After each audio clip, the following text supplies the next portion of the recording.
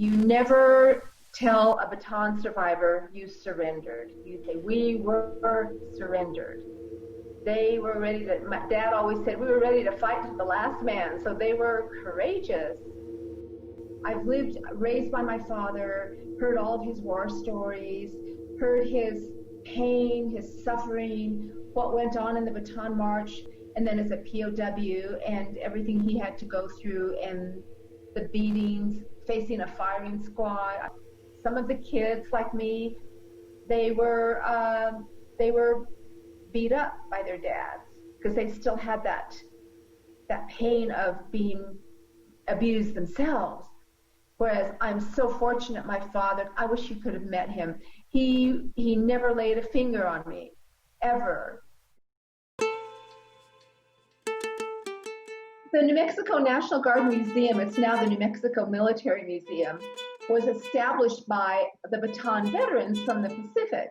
And so I took Dad there for many, many years when he was alive. And I always saw that flag hanging there. And I feel very bad because I never asked Dad about it. We'd look at it and he'd look at it. He never said a word, and I never asked him anything about it. So after he passed away, I was at the museum one time, and I just started looking at it more closely. And I thought, that says something. Somebody is saying something in that flag, and I got curious. And so then I said, we ought to try to get that flag back to Japan. That's where it belongs. It was just this sense I had. I just felt it and I knew it. Maybe it was that spiritual connection, or it didn't belong to us.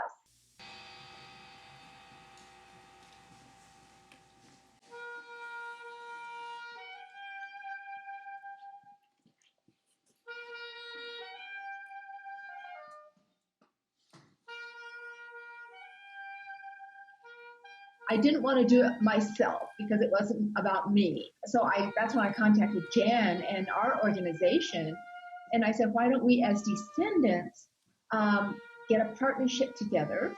And so we talked to General Nava, and he said, absolutely. And here he is, he's the leader of our New Mexico National Guard military, and he's open. When you all came to Santa Fe to accept the flag and then take it and begin to do the research. And to my amazement, when the guard escort walked into the auditorium with the flag, everybody stood. The guard detail will now proceed to bring the flag to the stage.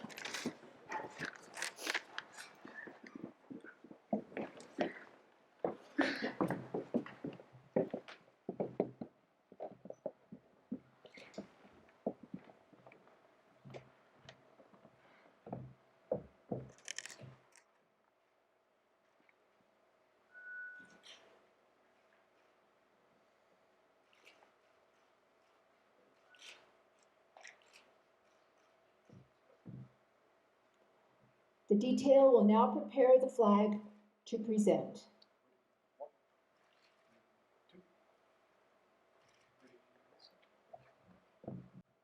I was like, it was out of respect. How in the world does that happen? It was a beautiful gesture. I was really, really surprised. Very, very pleasantly surprised.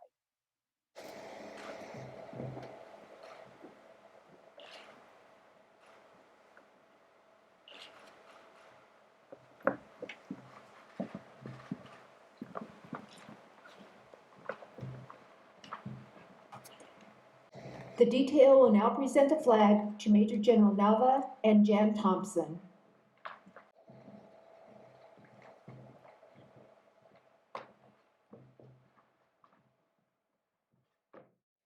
And it's also significant because you know how important it is when Americans' remains are returned to the United States. I mean, that is a national event. So I'm taking part in returning the remains of this soldier back to his country. How powerful is that? But then to go the next step and say, It's time to reach out to the real people that were on the other side of that battle. I mean, my gosh, I am humbled to be able to do something like that, because that really is signifies um, we're making peace.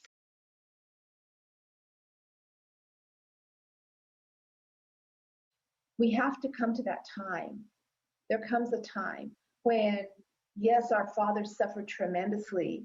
Yes, as a family, we suffered a lot of ups and downs, but there comes that time where you really have to come to grips with it and know that there's the power of forgiveness.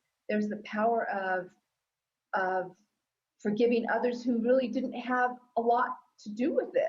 They were the kids in Japan. The descendants were just as innocent as we are. So I think that's one thing I would want to talk about.